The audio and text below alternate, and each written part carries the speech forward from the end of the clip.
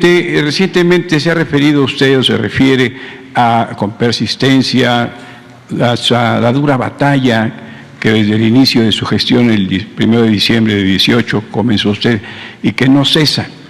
Ese batallar, ese enfrentamiento, ese estar en el frente de batalla, distrae mucho del tiempo del presidente de la República, le limita actividad, impide que su desarrollo se acelerara, o por el contrario, es un frente también donde propicia avances a su plan de transformación, señor presidente. Bueno, es parte, Miguel, del proceso de transformación.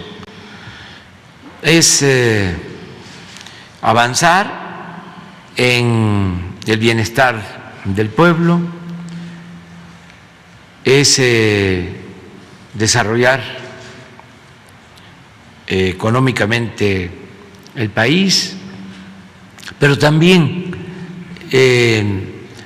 llevar a cabo una revolución de las conciencias. Creo que eso es muy importante, porque podemos administrar bien, con honestidad, destinar recursos al bienestar del pueblo, hacer obras de desarrollo, pero si no avanzamos en un cambio de mentalidad, todo eso puede echarse para atrás.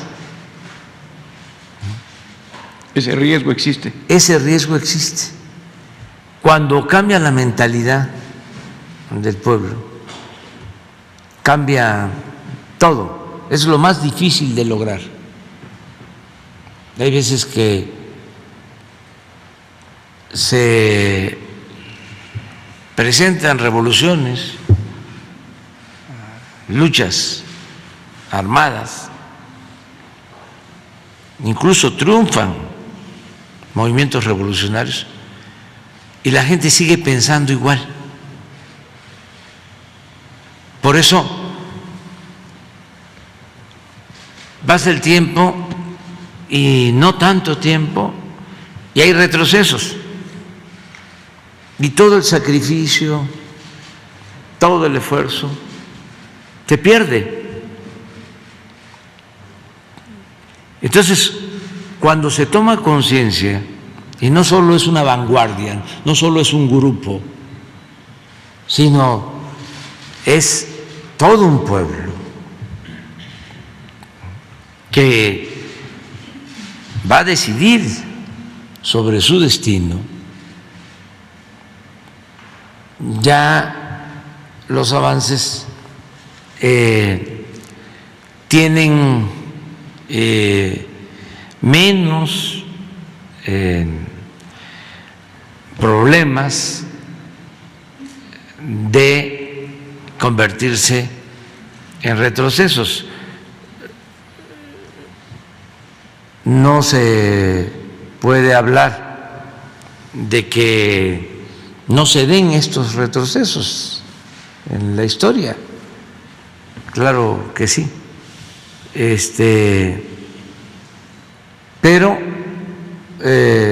se afianza más todo lo que se va llevando a cabo con el apoyo de la gente, no con la idea predominante de las élites. O sea, es un proceso educativo, formativo, de concientización colectiva.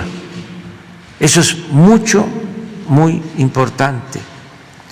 Eso es lo que estamos haciendo.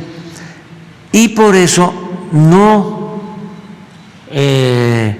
afecta el que haya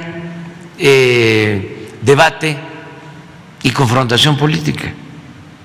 Yo les diría que es necesario, indispensable, porque lo que más daña a los procesos de transformación, de cambio, es la simulación.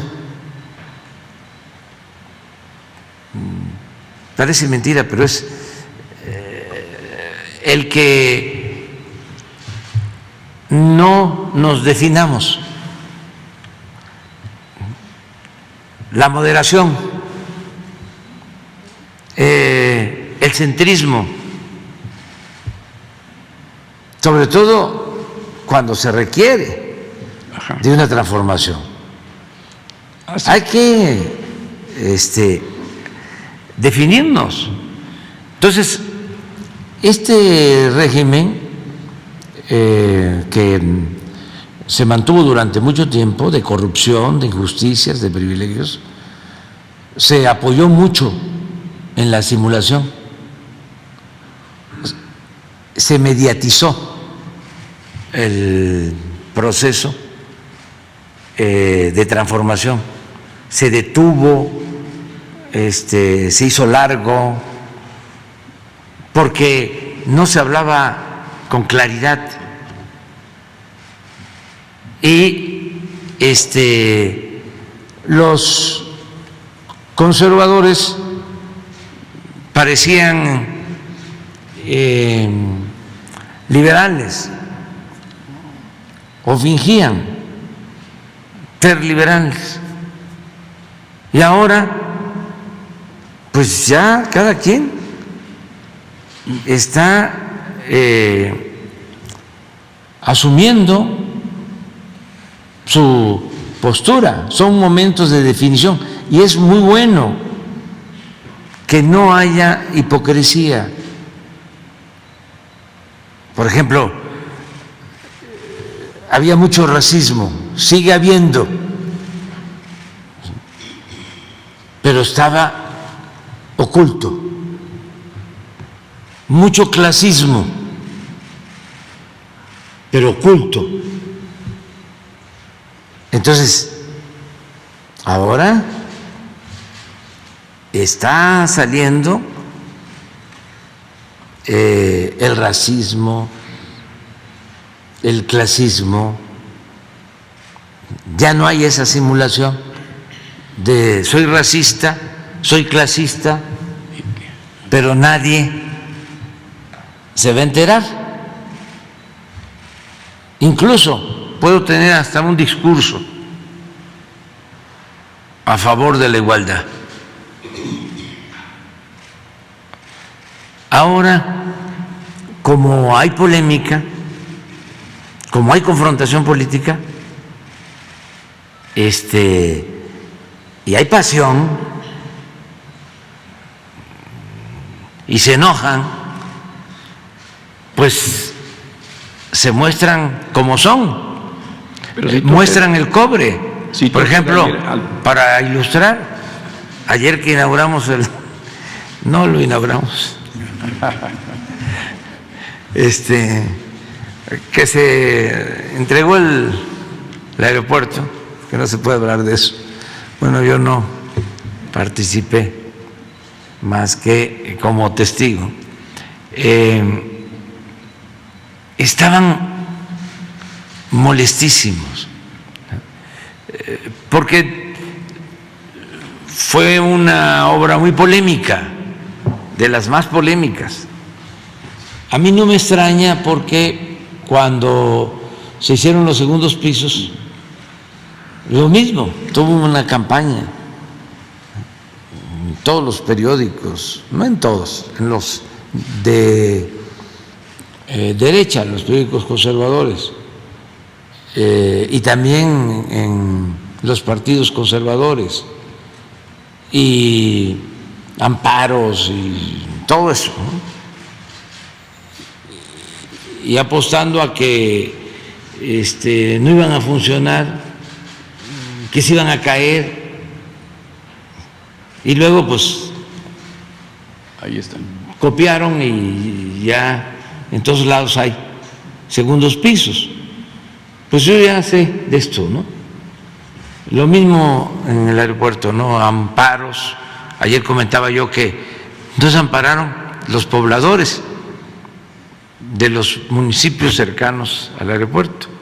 Los amparos fueron de los abogados de los despachos el grupo conservador, reaccionario, que se opone a todo lo que hacemos. Quisiera que nos fuera mal en todo. Entonces, decían que no íbamos a terminar nunca, que iba a ser una obra de mala calidad, y entonces todo eso pues se les cayó, no pudieron. Los hechos demuestran que es un aeropuerto muy bueno, pero entonces si no tenían nada que cuestionar, si fuesen honestos intelectualmente hablando, me hubiesen dicho, pues reconozco que me equivoqué o me obnubilé por mi conservadurismo, pero estoy viendo de que sí es una obra importante, que se hizo en tiempo récord, que no hubo corrupción, que hubo ahorros y que se resolvió un problema de 20 años. Eso era lo que aplicaba, ¿no? O sea, que con honestidad se reconociera. No. Hay un Twitter de Hernández, de una conductora de televisión, pero no solo ella, sino otros, ¿no? Ajá. En donde la nota principal era de que una señora estaba vendiendo tlayudas. Entonces,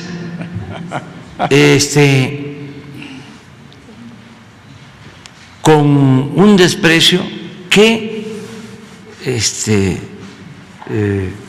poco conocen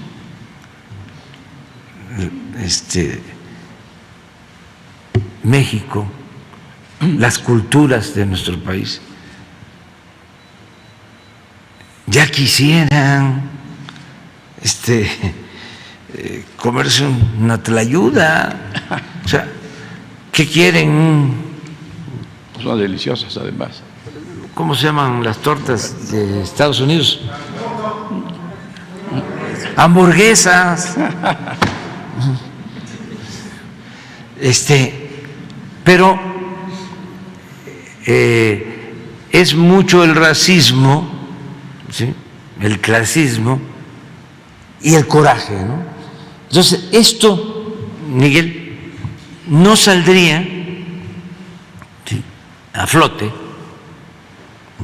siempre se mantendría ahí si no se llevara a cabo esta confrontación de ideas, este debate permanente. A ver si no está Hernández, porque, y no es solo ella, ¿no?, es en general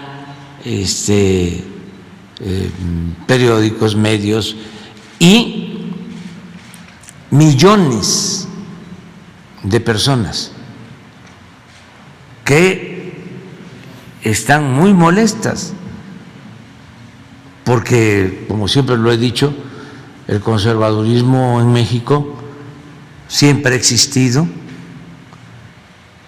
ahora está manifestándose, no está creciendo, pero sí hay como 25, 30 millones de ciudadanos con pensamiento conservador. Son muchos. Citó usted ayer al presidente Juárez, que decía que los conservadores son architosudos, archidifíciles de persuadir.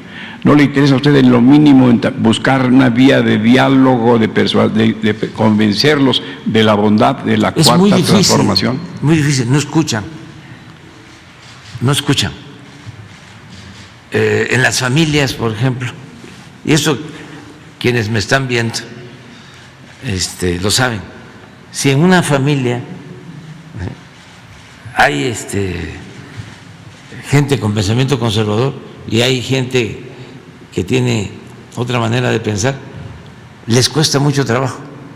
Llegan a acuerdos en donde ya no se habla de política. El tema. Mientras están en familia. Es muy difícil. Entonces, yo le dedico mucho tiempo, desde luego, a la mayoría del pueblo. Dedico muchísimo tiempo a la mayoría del pueblo. Una vez me reuní con un grupo de empresarios y me dijo uno de ellos, muy inteligente, dice, te lesionaste la pierna, te fuiste a la montaña de Guerrero, 8 horas de camino y llegaste allá y estaba yo viendo los videos y se te iluminaba la cara, estabas feliz. Le digo, pues sí, pero estaban también felices los pobladores, claro, de las comunidades de la montaña, también con los rostros iluminados, y eso para mí es muy importante. Porque me comentaba, ¿y por qué no nos dejas? ¿Por qué no nos das a nosotros el mismo tiempo? Digo, sí les doy el tiempo, nada más que ustedes tienen más posibilidades de informarse, ustedes tienen más posibilidades de saber lo que está ocurriendo. Yo tengo que dedicar más tiempo a la gente más olvidada, más marginada. Entonces, dedico mi tiempo a eso y también a los jóvenes, ahí sí, de manera general, porque sostengo que hay jóvenes de familias acomodadas que están tomando conciencia y que no necesariamente tienen que seguir el ejemplo de sus padres.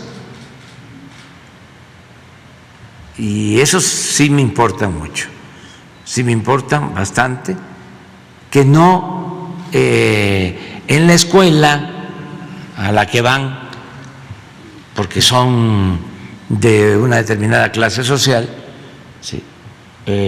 o con sus amigos, predomina una visión de las cosas, y ahí se van formando igual que sus familiares.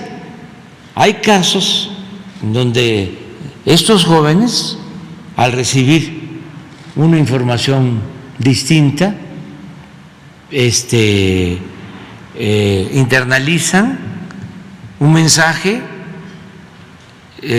apegado a lo racional, en el que con argumentos se habla de la necesidad del amor al prójimo, de no ser egoísta, individualista, de no estar pensando nada más en lo material, de vivir para tener lo básico y ser feliz ayudando al que más lo necesita.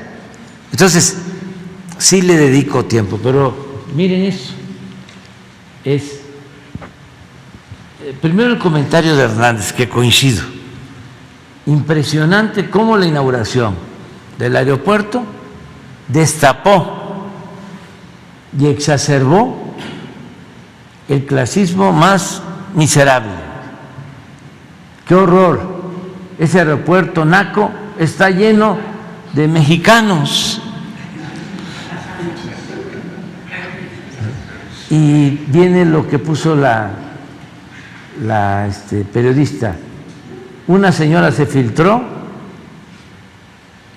a sala de llegada del aeropuerto y comenzó a vender tlayudas a los pasajeros de la terminal debido a la falta de comercios que vendan alimentos. O sea, la tlayuda no es alimento.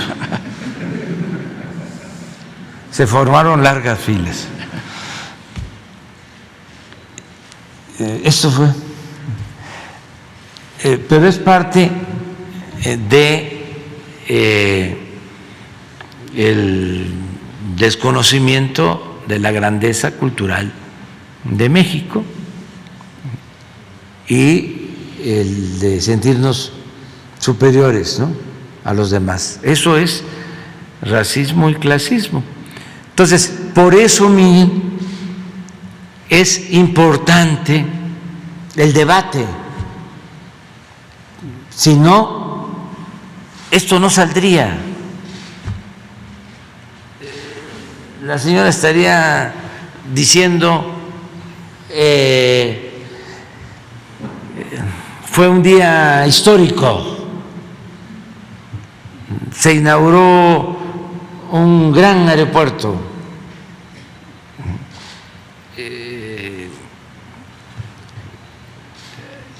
llevaba mucho tiempo sin hacerse una obra tan importante, y alguna crónica, no como las tuyas, sino alguna nota de color, no de tlayudas, sino la opinión de Carlos Slim de que es una obra bien construida, bien hecha.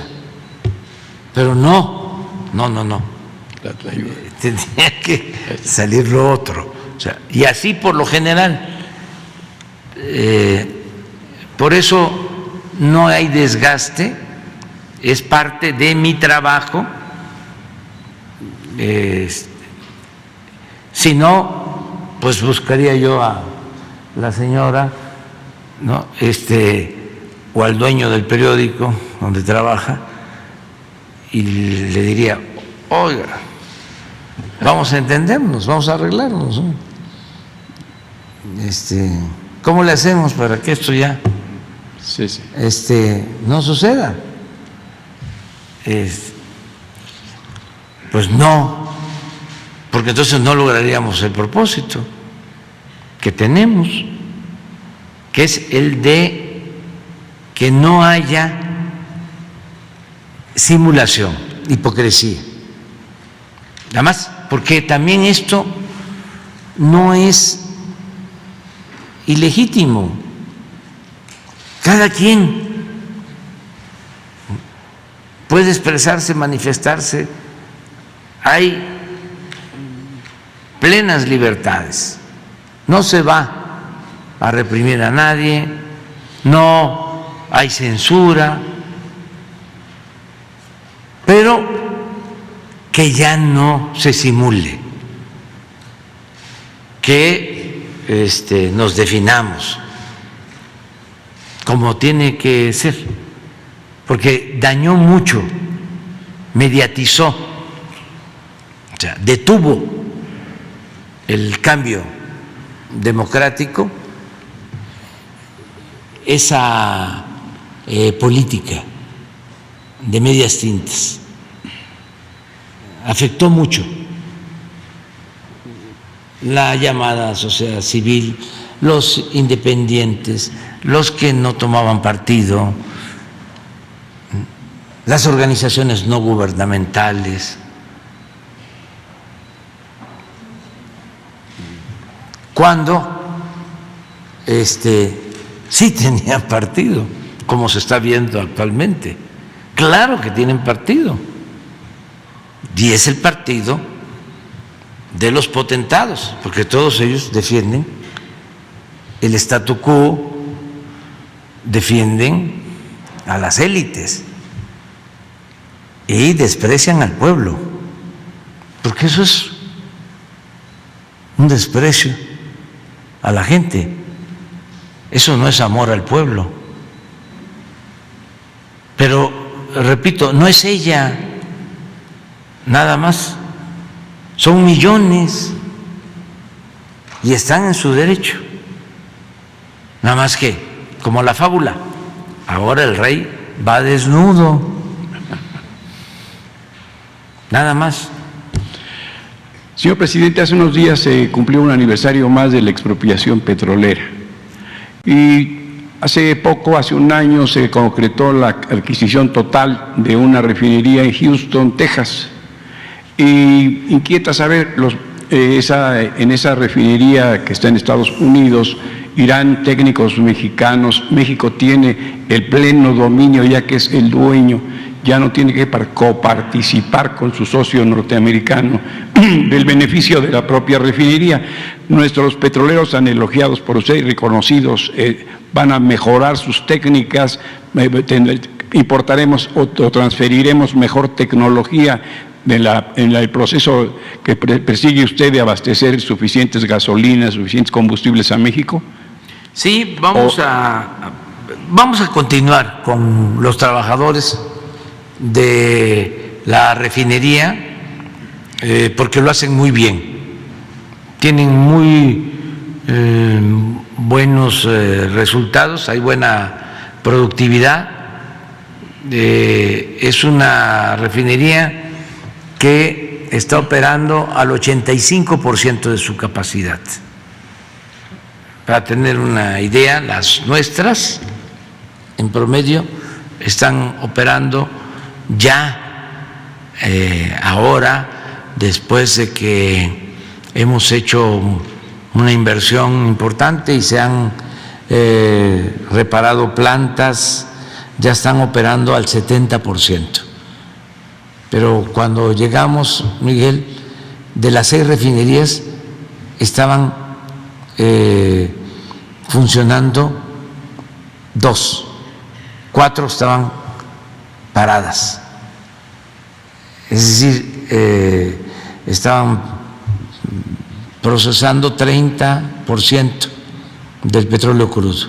Entonces ya las tenemos en 70, van a seguir aumentando en su capacidad porque continúa el programa de modernización y esta refinería de Deer Park tiene un 85% de capacidad operativa. Está prácticamente a toda su capacidad, está produciendo bien diésel y gasolinas. Entonces, los trabajadores de esta refinería, los directivos van a continuar, pero la refinería es de la nación, es de México, ya se adquirió, sí. Ya todos los beneficios son para México. Sí, México la dirige, es ya completamente, pero no se cambia el personal, se mantiene el personal y también estamos formando con el Instituto Mexicano del Petróleo a nuevos ingenieros refineros que vamos a necesitar para la nueva refinería de Dos Bocas y para unas plantas que estamos modernizando,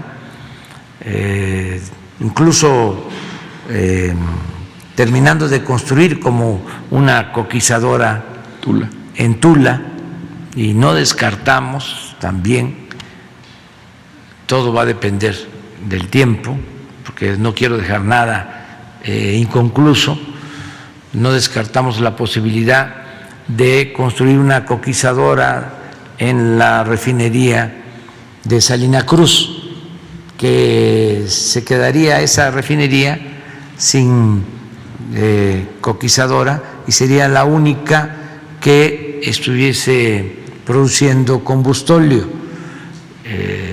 y producir combustóleo no es lo mejor. Ajá. Con la planta coquizadora, ese combustóleo se convierte en gasolina y es más la rentabilidad de las plantas, y no solo eso, menos contaminación que se va logrando con la modernización de las refinerías. Entonces, estamos en eso, formando a los trabajadores, a los nuevos ingenieros petroleros e ingenieros especialistas para el manejo de las refinerías. Yo sí estoy convencido de que para el año próximo, a finales del año próximo, ya somos autosuficientes, es decir, no vamos a comprar gasolinas en el extranjero ni diésel. Ya ahora, si sumamos la producción de diésel de Deer Park, ya prácticamente somos autosuficientes en diésel, porque esa refinería produce 70,000 barriles diarios de diésel y nosotros estamos comprando 80,000 barriles diarios de diésel, estamos importando. Si sumamos esos 90,000, ya somos autosuficientes en diésel. Esto lo hemos logrado en este tiempo, a pesar de la pandemia, porque no se dejó de invertir en la rehabilitación de las refinerías. También por eso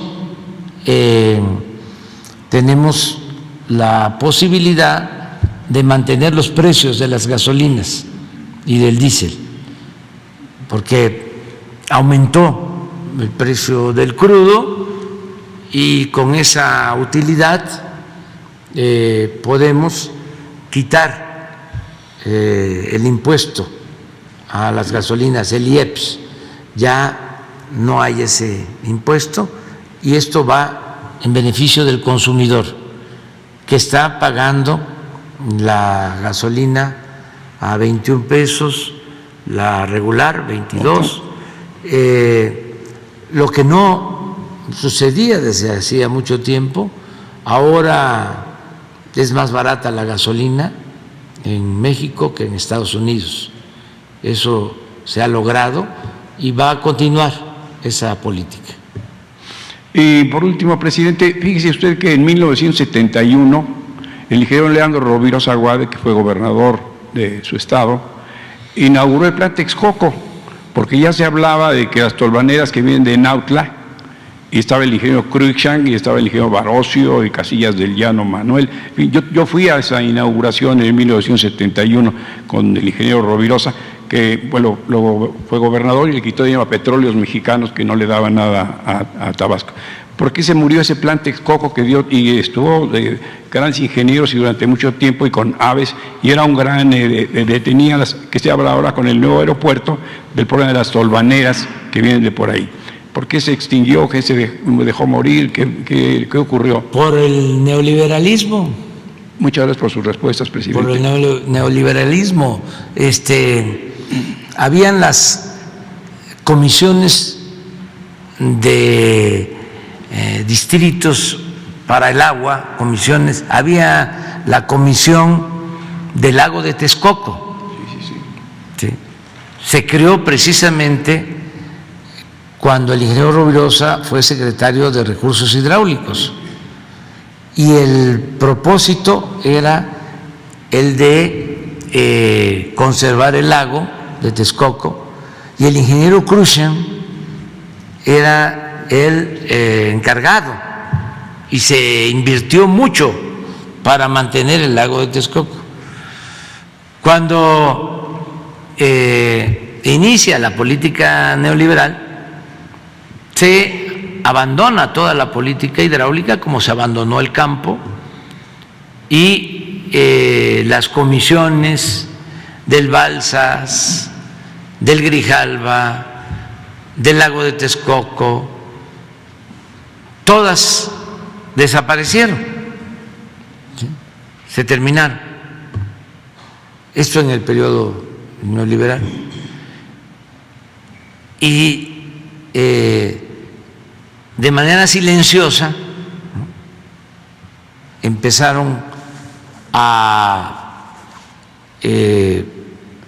dejar en el abandono el proyecto del lago de Texcoco, la recuperación del lago de Texcoco, también como vaso regulador para evitar inundaciones en el Valle de México.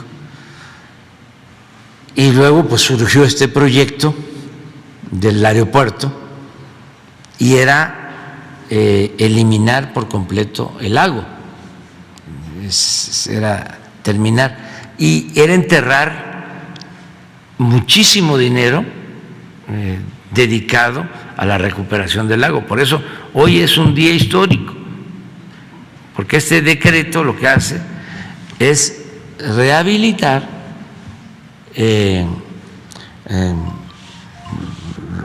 retornar a ese momento, recuperar ese plan de protección al lago de Texcoco.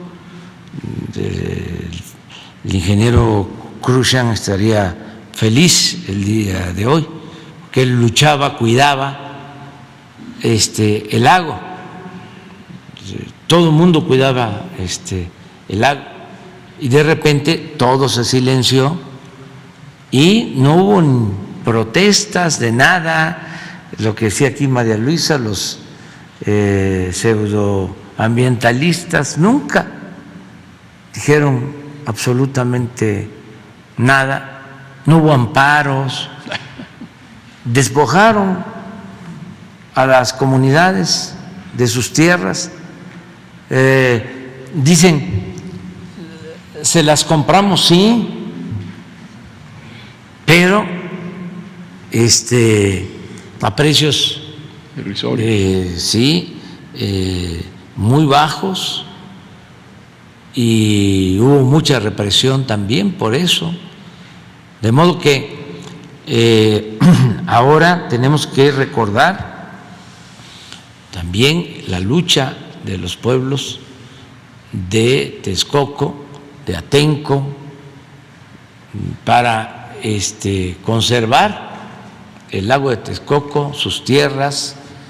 Esta área natural protegida va a implicar el que en su manejo participen los campesinos de Texcoco, de Atenco, de toda la zona del lago de Texcoco. Va a ser con ellos.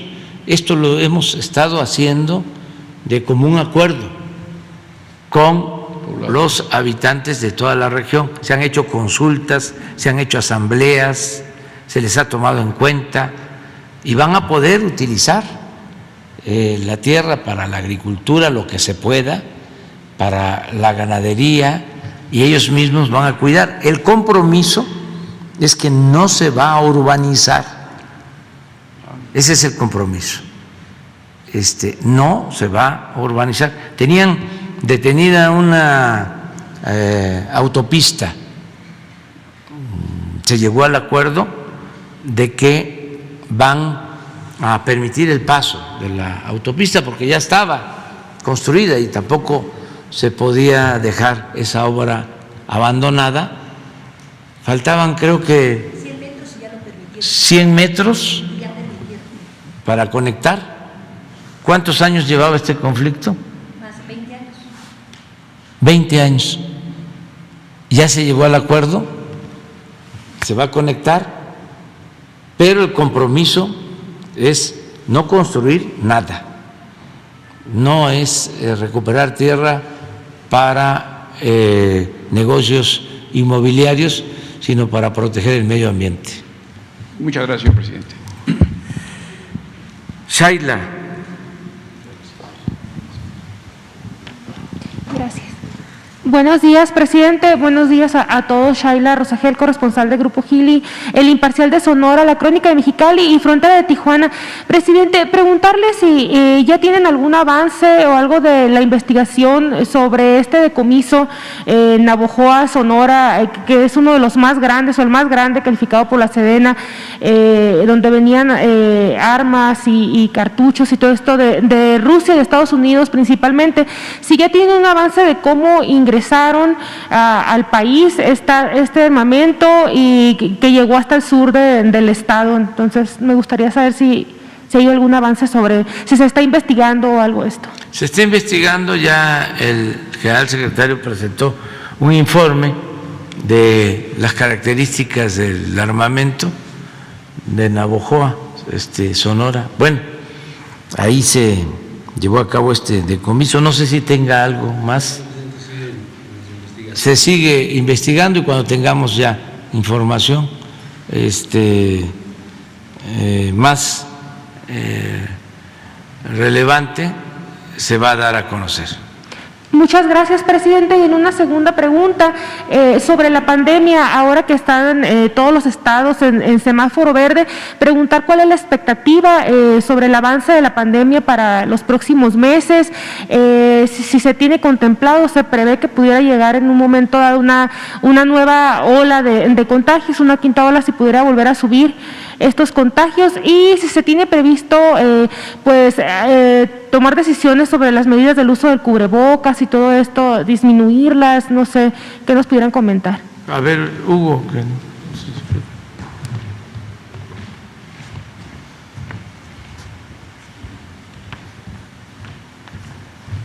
Con mucho gusto. Gracias, Shaila Rosagel.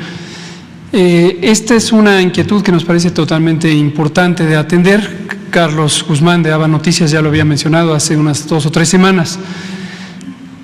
Primero, en este momento en México, 8 semanas de reducción de la epidemia, corresponde más o menos con lo que ha ocurrido en casi todo el continente, Estados Unidos, Canadá, Centroamérica, Sudamérica. Este es un periodo de reducción no solamente de los contagios, sino del impacto más importante, que es la hospitalización y la muerte. Destacamos, como lo hemos dicho varias veces y es inmediatamente obvio cuando vemos las curvas epidémicas, la gran diferencia en la tercera y cuarta olas comparados con la segunda y la primera en la cantidad o la proporción, el porcentaje de personas hospitalizadas o personas que perdieron la vida. Es decir, aunque la cuarta ola en el número de casos fue mucho mayor que las 3 primeras, por el contrario, las hospitalizaciones y las defunciones fueron muy significativamente reducidas. ¿Por qué razón? Por la vacunación. La vacunación cambió la perspectiva de la epidemia en la medida en que la gran mayoría de las personas que estuvieron hospitalizadas o que lamentablemente perdieron la vida fue porque no se habían vacunado. Quien se vacunó tuvo la mayor probabilidad de que si llegara a contagiarse, cosa que ocurrió, tendría una enfermedad leve, literalmente leve. En pocos días, en menos de una semana, se restablecía sin tener mayor consecuencia. Entonces, por eso es muy importante, respecto a las medidas, tener claro que vacunarse es la medida más importante. Puede ser que regrese la epidemia a México, a América. Sí, claro que puede ocurrir, es lo que dije hace unos minutos, es lo que he dicho siempre. En la medida en que cualquier país del mundo tenga activa la epidemia, exista transmisión del virus SARS-CoV-2, este virus puede propagarse más allá de las fronteras del país o la región donde esté activo y propagarse a otras regiones, particularmente si la cobertura de vacunación es muy reducida. ¿Cuándo puede ocurrir esto? No se sabe, no hay manera de predecirlo. En algunas regiones del mundo, Europa Occidental, por ejemplo, están en este momento en la 6ª o 7ª ola, en algunos países incluso 8ª ola, si se considera algunas fluctuaciones intermedias. ¿Por qué otras regiones del mundo no están en eso? No es predecible. Donde hay más amplia cobertura de vacunación, el impacto es definitivamente menor, pero la transmisión del virus puede ocurrir por distintas razones demográficas, de flujo de personas, incluso de reactivación de algunas actividades sociales y económicas. ¿Eso querría decir que hay que mantener restringidas las actividades sociales y económicas? Definitivamente no. La tolerancia de las sociedades, y me refiero no solamente a un estado de ánimo, que también es importantísimo, sino la capacidad de las sociedades de resistir periodos de reducción de su actividad económica, social, de todo tipo, es limitada. No se puede mantener confinada a las sociedades. En algunas naciones empezó a haber, de hecho, protestas en Europa Occidental, por ejemplo, por el hecho de que se mantenían confinamientos muy restringidos. Ahora, respecto a las medidas en general, incluido el cubrebocas, recuerden ustedes que desde que empezó la epidemia en México y se establecieron las distintas medidas en lo que en su momento fue la Jornada Nacional de Sana Distancia, dejamos muy en claro dos preceptos fundamentales. El primero es que el equilibrio entre confinar para reducir contagios, pero con consecuencias importantes negativas en lo social y en lo económico, con respecto a la posibilidad de abrir para liberar esas actividades sociales, económicas, de desarrollo, de bienestar, a pesar de que pudiera haber contagios, es un equilibrio dinámico. En todo momento hay que hacer ese equilibrio. Y no es un solo equilibrio, no es para todo el país. En cada entidad federativa se comporta de manera diferente, lo hemos estado viendo con el semáforo de riesgo COVID. Por eso definimos el semáforo de riesgo COVID por entidad federativa, para que en una entidad donde hay alta transmisión se tomaran medidas más restrictivas, en otra donde hay menor transmisión se liberara para tener los beneficios de la actividad social y económica. Hoy tenemos semáforo verde en todo el país, eso es muy afortunado, esto no había ocurrido, hoy tenemos todo el país con muy baja transmisión. Y el segundo precepto muy importante, que también dejamos establecido desde el principio, y hay razones técnicas, pero también de política pública, es la convicción de que el pueblo de México es un pueblo muy solidario y muy responsable. No hay que estarlo tutelando, no hay que estarlo limitando, no hay que estarlo forzando. Este modelo de restricción, muy severo en muchas naciones, no lo consideramos viable para México, por esta convicción de que tenemos un pueblo muy consciente, muy participativo, muy solidario. En México nunca establecimos obligaciones para el individuo. El cubrebocas nunca lo hemos establecido de uso obligatorio, porque sabemos que el pueblo de México responde de manera consciente y solidaria. Y esto está demostrado.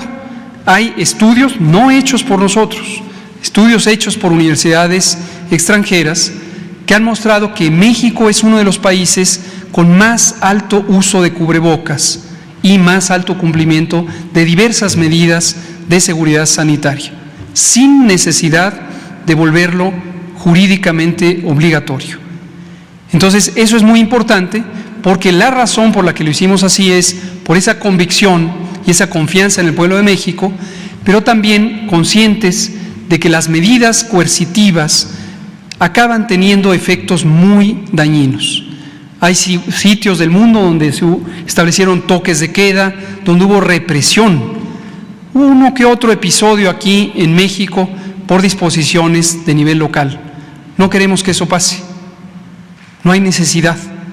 Entonces, todavía estamos con las distintas medidas que fueron recomendadas y es claro que la utilidad de las medidas depende de la intensidad de la transmisión.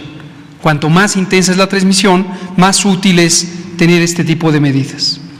Muchas gracias. Subsecretario, de llegar una quinta ola en un futuro, como ha ocurrido en otros países, ¿veríamos lo mismo que con la cuarta ola o tampoco se puede predecir, dado las condiciones ya de vacunación y cómo está pues ya el pueblo mexicano? Sí, todo depende de las características biológicas del virus. Este es un virus que, como ocurre con otros virus de la misma gran categoría, los virus RNA, muta muta y se transforma y va dando lugar a virus que pueden ser de comportamiento diferente. Hay 3 elementos fundamentales: la posibilidad de que escape a la respuesta inmune, es decir, quien ya está protegido porque tuvimos COVID o porque fuimos vacunados COVID, pudiera la inmunidad ya no ser suficiente para una posible nueva variante, una serie de mutaciones. Segunda, que la enfermedad pudiera ser más virulenta, más agresiva. Y tercero, que pudiera ser más transmisible.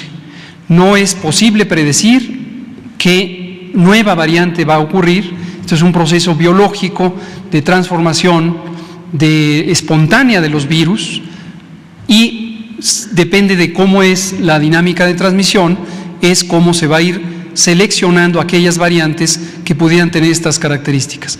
Con Omicron lo vimos el 26 de noviembre del año pasado, se conoció en el mundo la variante Omicron, hubo una gran respuesta desde nuestro punto de vista y lo declaramos el mismo día que se dio a conocer. Nos parecía exagerada y fuera de proporción con la evidencia científica disponible. Cayeron las bolsas de valores del mundo, más de 85 naciones en el mundo establecieron medidas coercitivas, sobre todo de limitación de entrada de personas de otras nacionalidades, situación que nunca ha sido de gran utilidad. Parecía más una respuesta no técnica, quizá con otras motivaciones de carácter político o económico. En México tomamos una decisión sensata, cautelosa, documentada, y recomendamos no hacer este tipo de medidas que dañan al bienestar, dañan a la sociedad. Dado que la evidencia sugería que Omicron era una variante más transmisible, como lo fue, pero mucho menos virulenta, en especial si se tienen altas coberturas de vacunación. Aquí recibimos distintas críticas en algunos medios de comunicación, pero mantuvimos nuestra postura, que siempre ha sido amparada en la ciencia y con esta confianza en el pueblo de México. ¿Qué ocurrió? Tuvimos variante Omicron, muchos casos, pocas hospitalizaciones, pocas defunciones y el planteamiento que hicimos se demostró. En el futuro no sabemos si llega una variante semejante, el comportamiento será el mismo. Si llegara, toco madera, una variante más agresiva, pues ya tendríamos que tomar otro tipo de decisiones. Pero no hay manera de adelantar vísperas. Todos los días monitoreamos el curso de la epidemia, todos los días ajustamos nuestras recomendaciones de acuerdo a la realidad. Muchas gracias. Y lo mejor es vacunarnos, los que todavía les falta la vacuna, el refuerzo. Eso está ya muy demostrado, está probado que la vacuna protege. Si queremos sacar una conclusión rápida, es que con la vacuna tenemos más posibilidades de enfrentar la pandemia, sin ir al hospital y sin agravarnos. Para que todo el que falte de vacunarse, todavía es tiempo, que no nos quedemos con las 2 aplicaciones, que también tengamos la de refuerzo, porque estamos sintiendo que nos estamos relajando y no hay que confiarnos. Ya los que tienen 2 les falta una, hay que aplicarse la de refuerzo. Y seguimos trabajando en las comunidades más apartadas. Y ahí vamos a estar, porque es una garantía ante cualquier circunstancia futura. El estar vacunados es una ventaja, es una gran ventaja. Muy bien, Carlos Guzmán.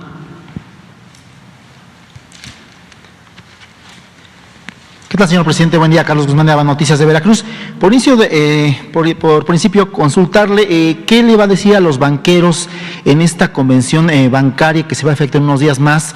Está el tema de la venta de Citibanamex, hay varios temas en cuanto a la cuestión de impuestos. ¿Qué mensaje les va a llevar, señor presidente? Pues primero que no dejen de aprovechar para impulsar el desarrollo del país la circunstancia actual de estabilidad macroeconómica y de confianza para las inversiones, tanto nacionales como la inversión extranjera. Y esto no es retórica, no es demagogia. Llevaba mucho tiempo en que no se tenía una moneda estable. Nuestro peso no se ha devaluado.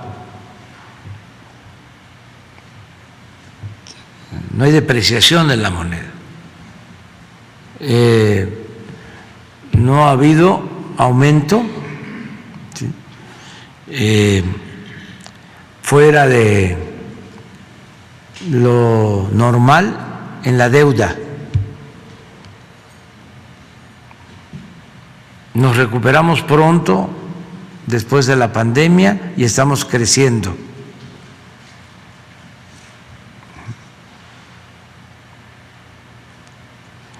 México está considerado, lo decía yo ayer, como el mejor país o uno de los mejores países para recibir inversión extranjera.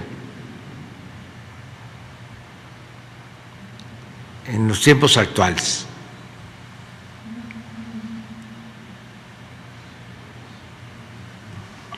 Hay gobernabilidad, hay paz,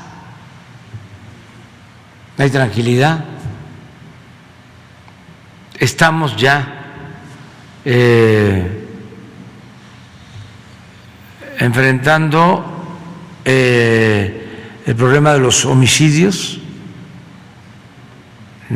con buenos resultados. Y hay una tendencia a la baja en homicidios. En general, desde que estamos en el gobierno, en todos los delitos, desde que llegamos, ha habido disminución. Delitos del Fuero Federal. Pero teníamos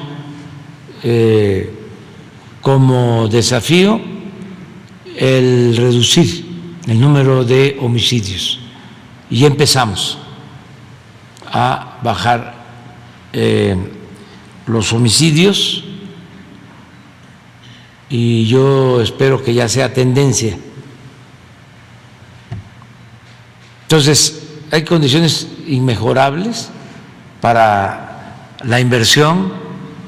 La actividad bancaria ha tenido buenos resultados, han obtenido buenas ganancias, lo mismo la bolsa de valores. Tenemos reservas en el Banco de México que son históricas, el crecimiento de las reservas. Ya hay un buen ambiente para la inversión, para las finanzas, para el desarrollo del país. Entonces, eso se debe de aprovechar.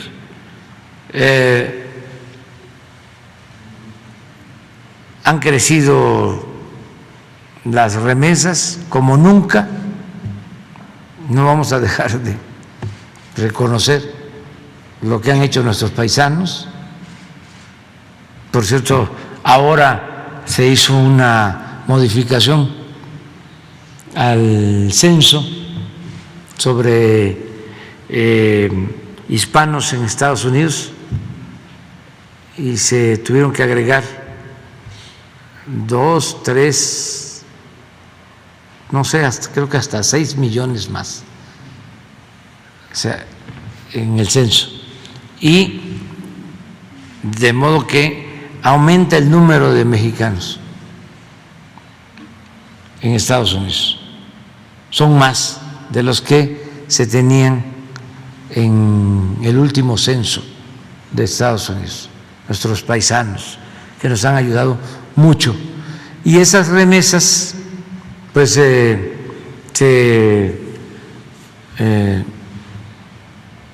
depositan y se envían por el sistema bancario.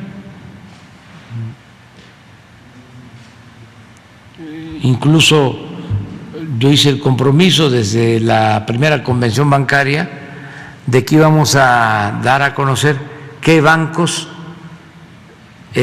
ofrecían las mejores condiciones para nuestros paisanos que envían remesas a sus familiares. Y lo otro, que también es importante, es que no han cambiado las reglas, no se han hecho modificaciones para reducir por decreto los márgenes de utilidad o de intermediación, el cobro de comisiones. Entonces, todo eso lo vamos a tratar. Y lo del banco, Citibanamex. sí, que queremos que, ya lo hemos dicho, que sean mexicanos los que adquieran este banco, que tengan solvencia económica para proteger a los ahorradores,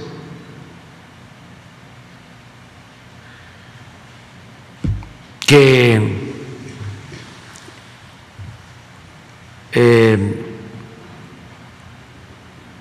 estén dispuestos a mantener todo el acervo cultural del banco en nuestro país, que no se vaya al extranjero y que se ponga en exhibición permanente para que todos los mexicanos puedan conocer ese acervo. Son de las condiciones básicas. También una, que no tengan adeudos fiscales, que estén al corriente en el pago de sus contribuciones. Y lo mismo, que paguen el impuesto, que va a significar la venta de Banamex. Segundo tema que quiero consultarle, desde la vez pasada que le planteaba el tema, yo por la cuestión de estar en la corresponsalía de Aba Noticias en Veracruz, viajo constantemente a Jalapa. Le había planteado el tema del ferrocarril, del tren ligero en Jalapa. Usted había comentado que también coincidía con el tema de las vialidades, el conflicto vial que se genera. Pero el día de ayer, cosa que le agradezco mucho al gobernador Cuitláhuac García, tuve la oportunidad de platicar con él, entrevistarlo para los micrófonos de Aba Noticias, sacábamos el tema a colación. Él mencionaba que necesitaba el apoyo de la Federación para que este proyecto se llevara a cabo. Mencionaba que aún están en tiempo, porque él sabe, el gobernador Cuitláhuac, que usted no va a dejar ninguna obra inconclusa al término de su administración. Mencionaba que están justamente en el límite. La petición de muchos jalapeños, de muchas personas que habitan en la zona metropolitana de Jalapa es ver la posibilidad de que usted, junto con el gobernador, finalmente se logre este sueño que anhelan muchos jalapeños, que es tener un tren ligero que les ayude a solucionar este tema. El gobernador ayer me comentaba de que el proyecto ya está, falta un dinero, por ahí, si no me recuerdo, son creo que 3 millones de pesos para completar el estudio técnico, pero todo ya está.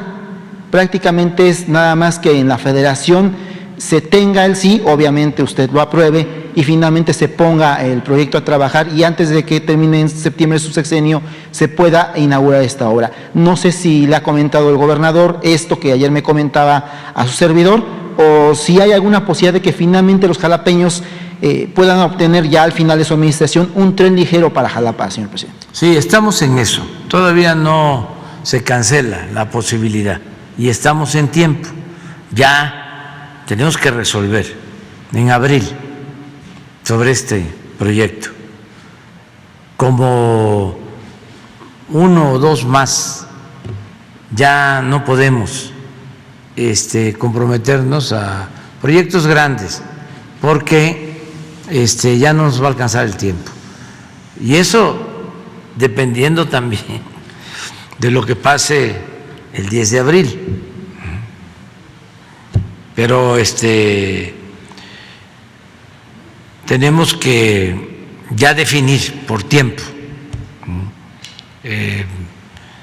Básicamente es eso. Tenemos que terminar muchas obras que tenemos en proceso y estamos pensando concluirlas a finales de diciembre, a finales del año próximo, en diciembre. El 23. El 23, ¿sí? Para que nos quede 24 de operación, de mantenimiento, ¿sí? Ya no acercarnos a septiembre del 24, sino en diciembre, todo en diciembre. Entonces ese es el tema y ahí estamos enfrentando también otra situación, también heredada del desastre neoliberal. No hay muchas empresas constructoras, ¿no? Y no hay empresas constructoras responsables, que eso es lo otro. O sea, puede ser que haya muchísimas, pero fueron las que se fueron creando para la corrupción, esas que se quedaban hasta con los anticipos, o empresas grandes con más abogados que ingenieros, porque recibían contratos y desde que recibían el contrato ya estaban pidiendo ampliaciones y no avanzaban y no avanzaban y no avanzaban. Y nosotros hemos enfrentado eso, afortunadamente, como hemos cuidado este asunto y no hay influyentismo, hemos podido salir adelante, pero tenemos que cuidar porque si no nos dejan tiradas las obras. Es falta de empresas responsables, fíjense, de las herencias, falta de médicos, de especialistas, falta de abogados con dimensión social. O sea, era la decadencia. Por eso no había más que la transformación. ¿Cómo se enfrenta una decadencia? Pues con una transformación, con un cambio radical de raíz, arrancar de raíz la corrupción. Veía yo un abogado, fíjense, lo voy a mencionar,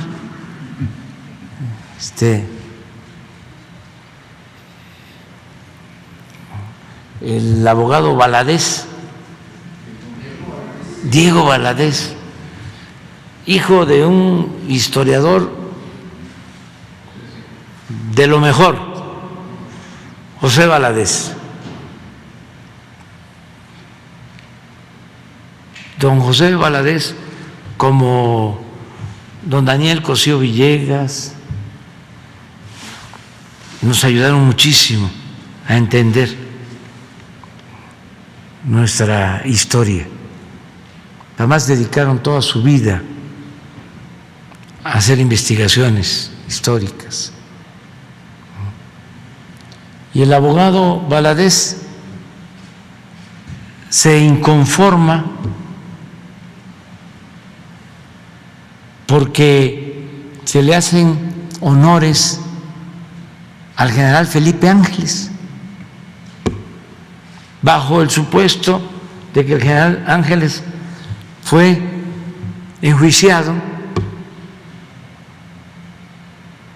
y fusilado. Bueno, si a esas vamos, Hidalgo también fue enjuiciado y asesinado, y Morelos. Pero a ver si no tienes un tweet de Pedro Salmerón, que es historiador, que lo vi porque lamentaba esta situación. Por lo mismo, porque el conservadurismo los obnubila, están enojados. Así como recomendación respetuosa, no hay que enojarnos, no hay que enojarnos. O sea, aunque tengamos el corazón caliente, la cabeza fría, respirar profundo, ¿no? Antes de poner un mensaje, pensarlo, contar hasta el 10,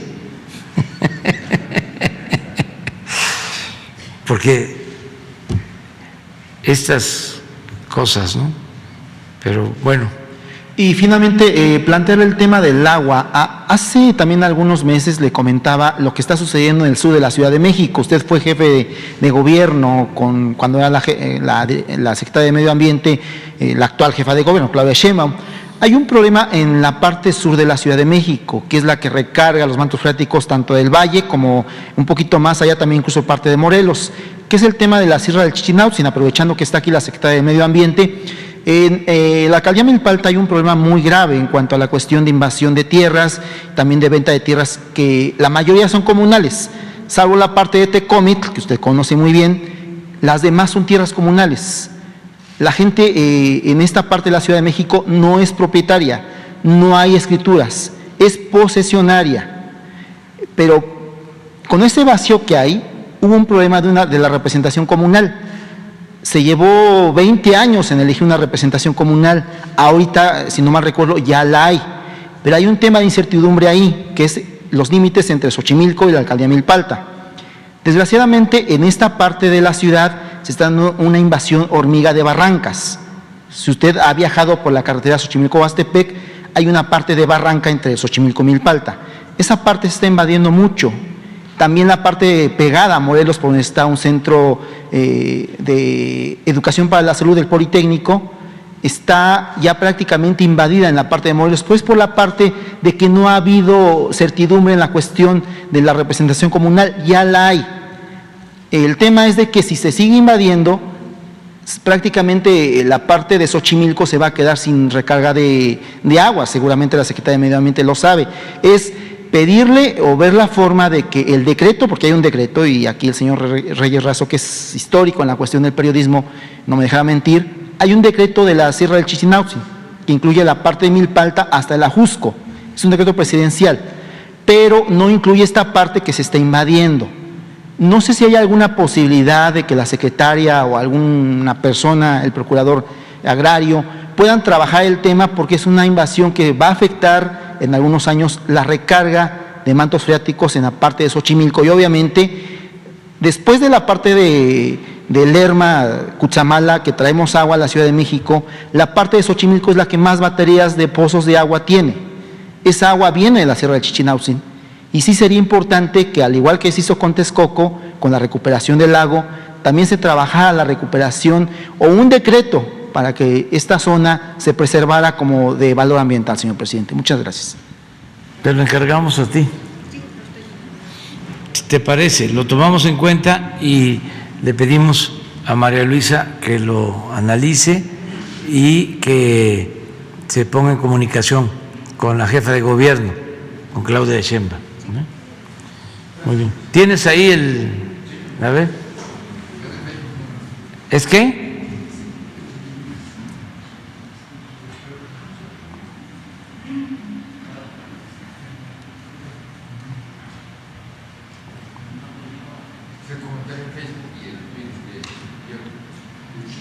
El general Felipe Ángeles fue sentenciado por el delito de rebelión por un consejo de guerra y fusilado. Jurídicamente es cuestionable que se le rindan honores militares sin que se le declare inocente en forma póstuma. El ejército mexicano nunca ha jugado con la ley.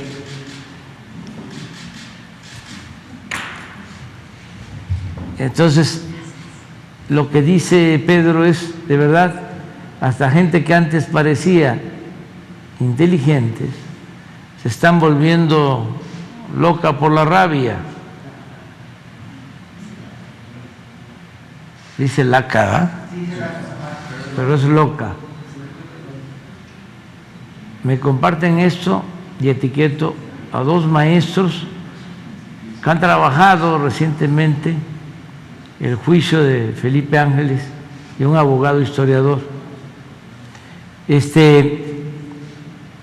No es solo como lo plantea el maestro, el abogado Diego Valadez, no es un asunto jurídico, es una reivindicación histórica a un destacado dirigente de las Fuerzas Armadas, leal a Francisco I. Madero, el apóstol de la democracia. Si algo simboliza el general Felipe Ángeles es la lealtad, entre otras cosas. Entonces, sí, es un juicio histórico. A mí me gustaría que se leyera el libro de Adolfo Gili sobre el general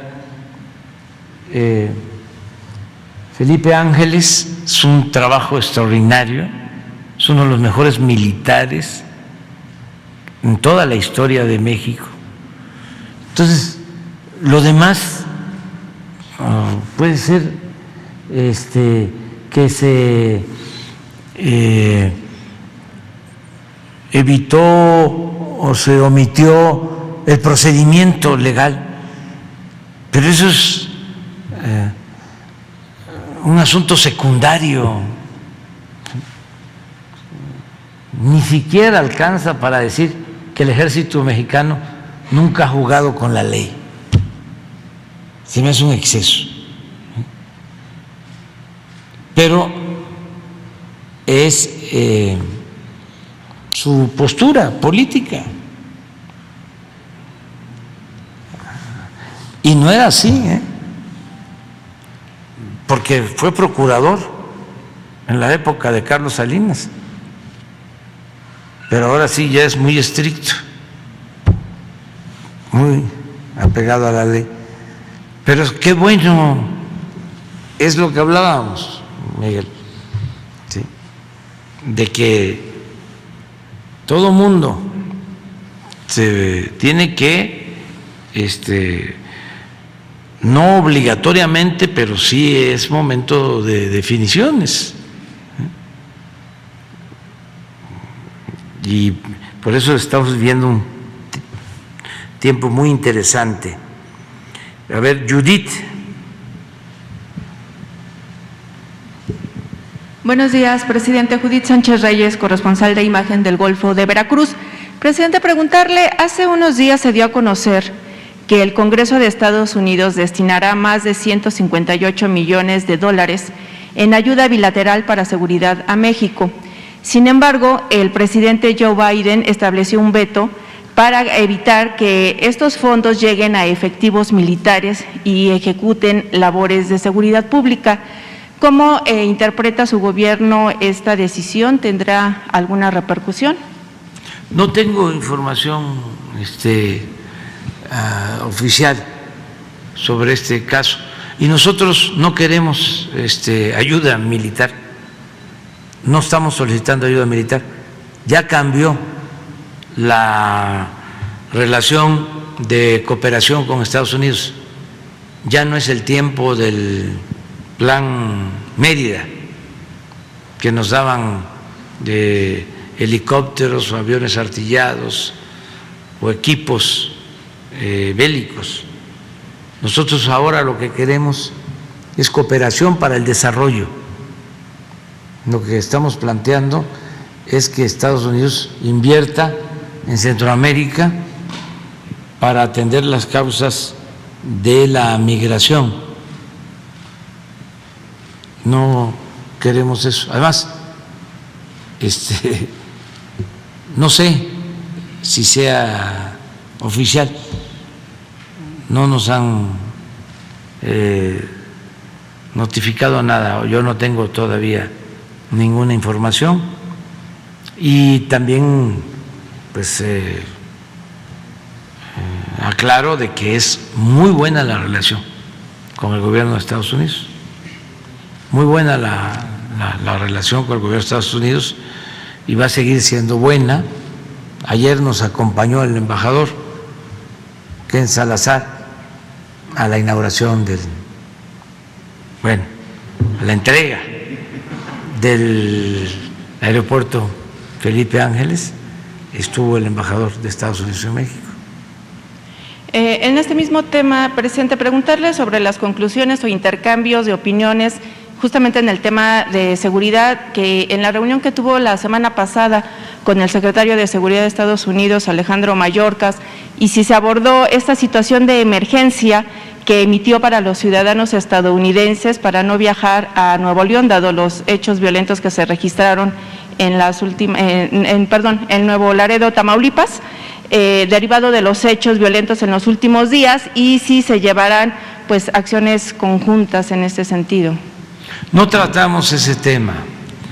Coincidió que ese día hubo una acción en Nuevo Laredo y se detuvo a un ciudadano estadounidense, mexicano-estadounidense, pero con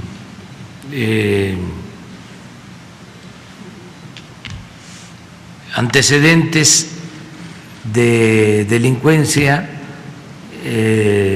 presunto responsable de delitos en Estados Unidos y hubo una deportación. Entonces, esto llevó a que el grupo que él comandaba, llevar a cabo algunas acciones en Nuevo Laredo. Entonces se tomaron medidas de protección, intervino la Guardia Nacional, la Secretaría de la Defensa, se protegió el consulado y afortunadamente todo ha vuelto a la normalidad. Al día siguiente o a los 2 días de este hecho, la Embajada de Estados Unidos o el gobierno de Estados Unidos dio a conocer este boletín, pero ya las cosas están pues en normalidad, en calma. en Nuevo Laredo, afortunadamente, hasta ahora, general. ¿Qué otros temas abordó con el secretario? Bueno, tratamos temas, lo mismo, el tema migratorio, insistiendo en que tienen que invertir y que tienen que apoyar en El Salvador, en Honduras, en Guatemala, que se aplique una política de apoyo a la gente que por necesidad tiene que emigrar. Nadie sale de sus comunidades, abandona a su familia por gusto, lo hacen por necesidad. Y que ya lleva mucho tiempo que venimos planteando esto y no se ha podido lograr que haya una respuesta favorable, porque eso es lo que va a ayudar mucho a atemperar el fenómeno migratorio. Pero hay que ir a atender a los pueblos de Centroamérica, a nuestros hermanos centroamericanos, para que tengan esperanzas de que van a poder vivir con dignidad como lo merecen, que van a tener sustento, que van a poder tener ingresos para sostener a sus familias. Y nosotros les estamos proponiendo que se amplíe el programa Sembrando Vida, el Jóvenes Construyendo el Futuro. Ya nosotros estamos ayudando, pero desde luego no tenemos suficientes recursos, pero sí estamos ayudando en varios países de Centroamérica con el Sembrando Vida y con Jóvenes Construyendo el Futuro. Entonces lo que queremos es que se invierta.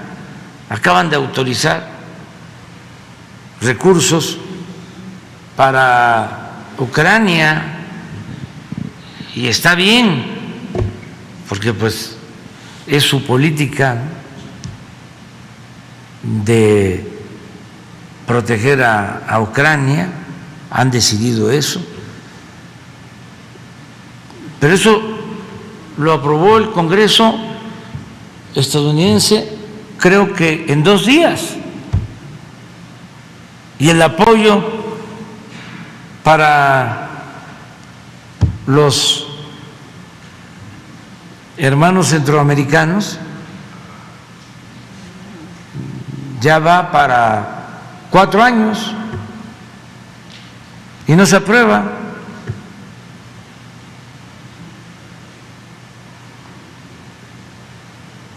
De eso hablamos, y no solo es que haya trabajo en Centroamérica, sino que también tengan la posibilidad de obtener visas temporales de trabajo, ordenar el flujo migratorio, realmente cambiar la política migratoria, ¿no?, que se ha venido aplicando en Estados Unidos desde hace mucho tiempo, y aprobar también, eso lleva ya mucho tiempo en el Congreso de Estados Unidos, el que se regularice la situación de los mexicanos que trabajan, que viven honradamente en Estados Unidos, porque eso es un compromiso que se hizo desde hace algún tiempo y no se ha cumplido. La regularización de más de 10 millones de mexicanos que viven y trabajan honradamente en Estados Unidos. Entonces, a ver, ¿por qué está detenida esa iniciativa en el Congreso? ¿Que no es importante? ¿Por qué no se aprueban los recursos para Centroamérica.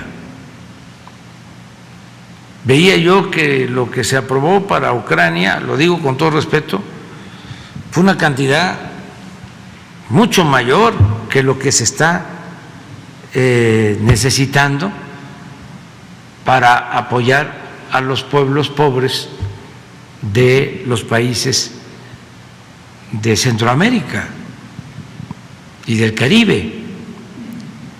Entonces, de eso tratamos. La verdad, es muy buena la relación, pero hay mucha burocracia también allá. Yo creo que el elefante ese está más grande y más reumático que el de nosotros. Sí, y presidente, preguntar sobre el acuerdo que se firmó en octubre pasado entre Birmex y el Fondo Ruso para envasar en México la sustancia activa de la vacuna Sputnik contra el COVID-19. En esa fecha se dijo que se anunciaría el momento en que se echaría a andar la producción. Sin embargo, bueno, no se ha tenido información al respecto.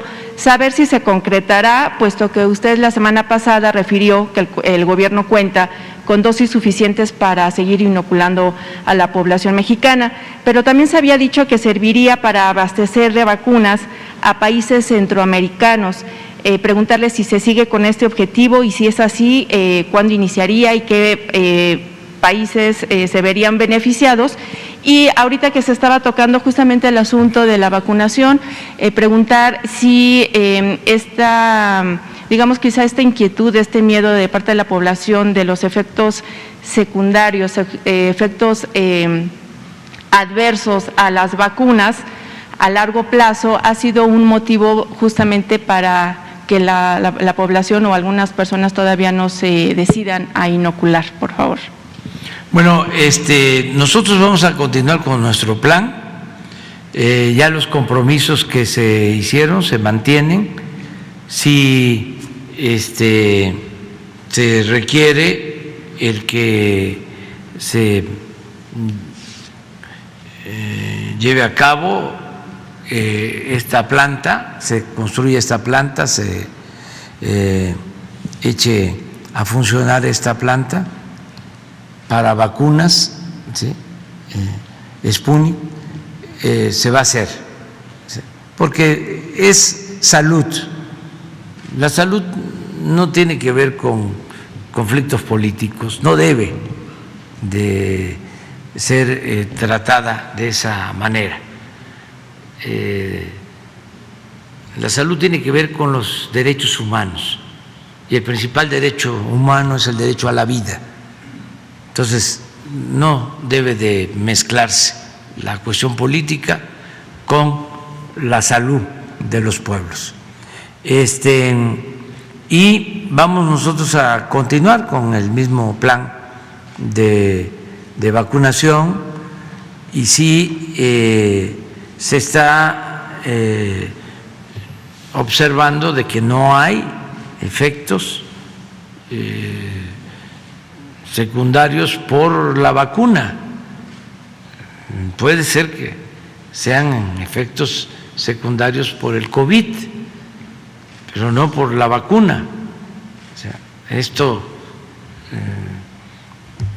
es ya pues muy evidente. Si fuese lo contrario, pues ya se sabría, ¿no? En el mundo son de las cosas que más se difunden, ¿no? Si hay un efecto secundario, si afecta a una vacuna, de inmediato, ¿no? Se da a conocer. Esto no ha sucedido. Entonces hay que seguirnos vacunando. ¿A qué lo atribuyen? ¿A qué atribuyen justamente que la gente no haya es que acuda? Ya no hay el mismo contagio, no hay hospitalizaciones y la gente se confía.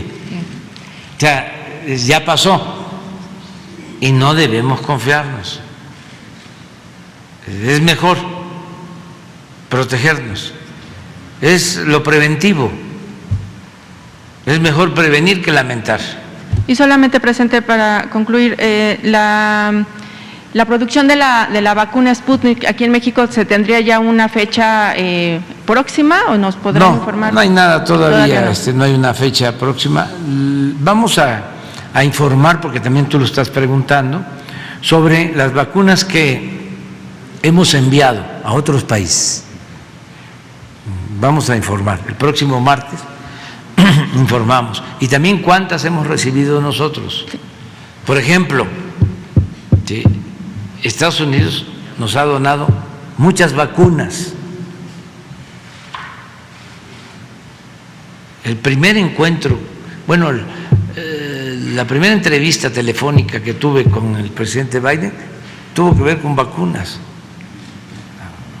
O tratamos temas de la relación política, pero mi petición primera fue vacunas. Creo que fue en Valladolid que hablamos de eso. Y luego me dio respuesta en una llamada telefónica en Monterrey, y a partir de entonces nos han estado donando vacunas, el gobierno de Estados Unidos. Es buena la relación, o sea, no tenemos nada de qué quejarnos. Además, han sido muy respetuosos de nuestra soberanía. Acaba de escribir un libro el que fue procurador, Barr, el que fue procurador cuando el presidente Trump, y tiene un capítulo sobre la relación con México. Y él defiende una postura de manera legítima y dice que nosotros pues mantuvimos una postura y que fuimos muy celosos de defender nuestra soberanía, y ellos fueron muy respetuosos. Y hubo, y él lo cuenta, diferencias,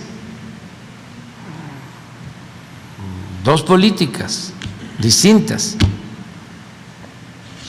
y habla de algo que simplifica mucho las cosas, pero que al mismo tiempo demuestra que tenemos posturas distintas, no solo con el gobierno de Estados Unidos, sino también con mucha gente de otras partes del mundo y con el bloque conservador de México.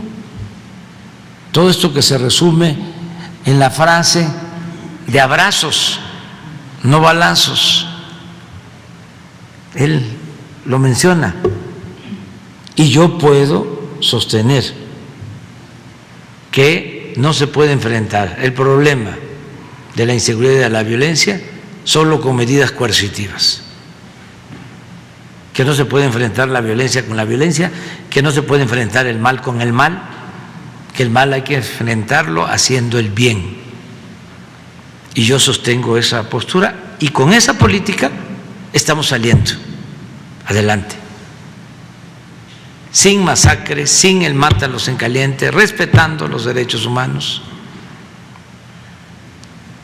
con abrazos, no con balazos. Gracias, presidente. Manuel Godínez.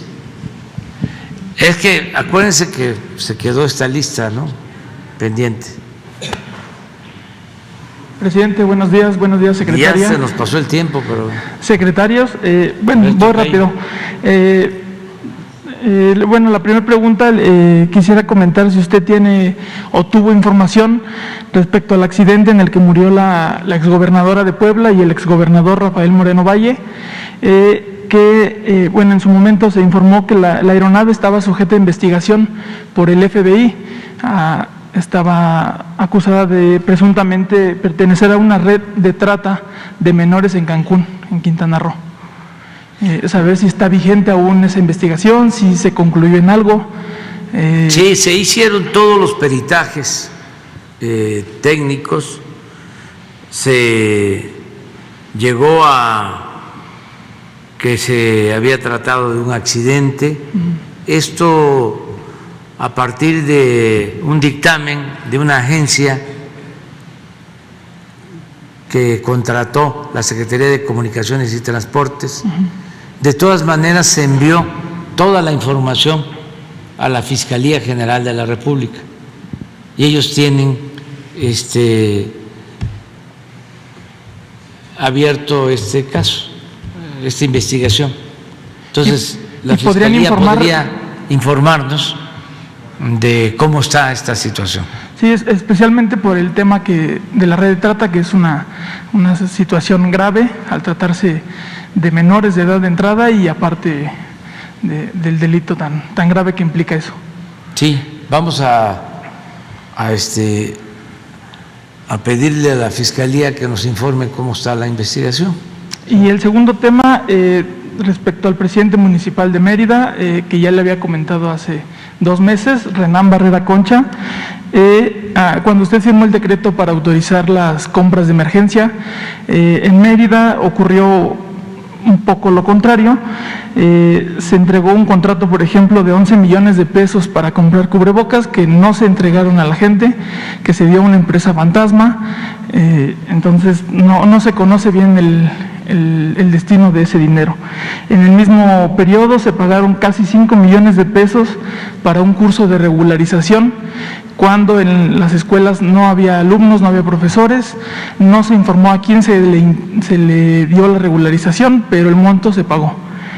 Y luego, en 2014, que este personaje ha sido presidente municipal 3 veces, entonces le tocó para el Parque de Deportes Extremos, que actualmente es un lote baldío y por el que se pagaron 90 millones de pesos para su construcción. Desde hace 8 años el contrato se ejerció, pero hoy sigue siendo un basurero.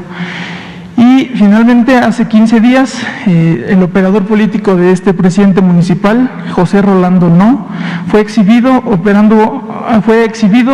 durante una golpiza en contra de mujeres y niños de la comisaría de San Pedro Chimay.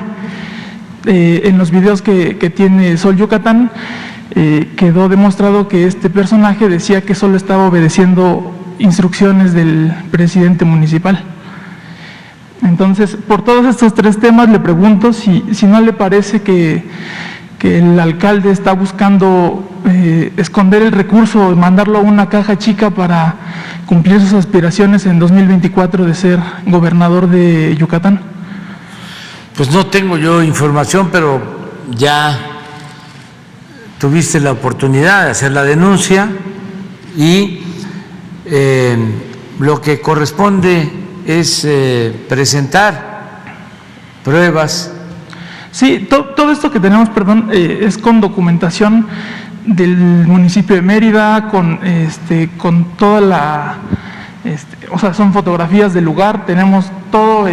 ¿Y a dónde han presentado la denuncia? Lo tenemos, no, nosotros no presentamos denuncias, simplemente hacemos el reportaje. Y corresponderá a las pues autoridades. Sería bueno que y todo está sustentado en un grupo de pruebas. Ciudadanos, o sea, con esa información pueda presentar una denuncia ante la Fiscalía Estatal. No hay en Yucatán Fiscalía Anticorrupción. Sí, la hay. Sí, y hay que presentarla, y no pensar que porque se tiene un gobierno estatal y un gobierno municipal del mismo partido, también la Fiscalía está sometida o no va a hacer nada o va a actuar recibiendo órdenes y va a darle impunidad a las personas. hay que presentar denuncias en todos los casos y tener confianza en las autoridades y esperar a que se desahoguen estos casos, estos asuntos. Eso es lo que yo recomiendo, porque no nos compete a nosotros.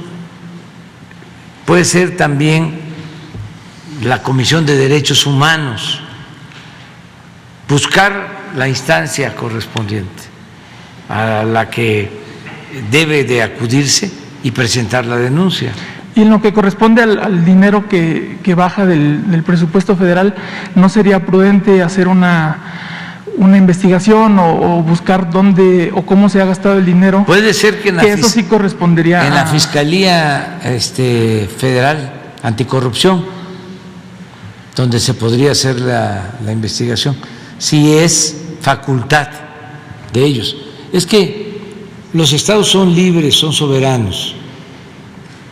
Entonces la Federación, o el gobierno federal, mejor dicho, no puede intervenir en todos estos casos, pero sí hay instancias para eso y hay que acudir a esas instancias, hay que proceder legalmente.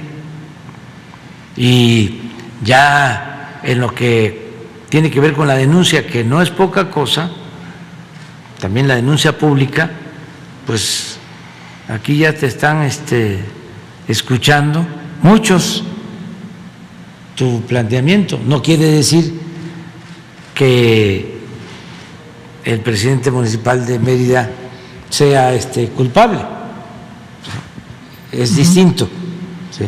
Pero ya ejerciste tu derecho, ¿no?, de manifestación. Bien, gracias. Muy bien. Yamel.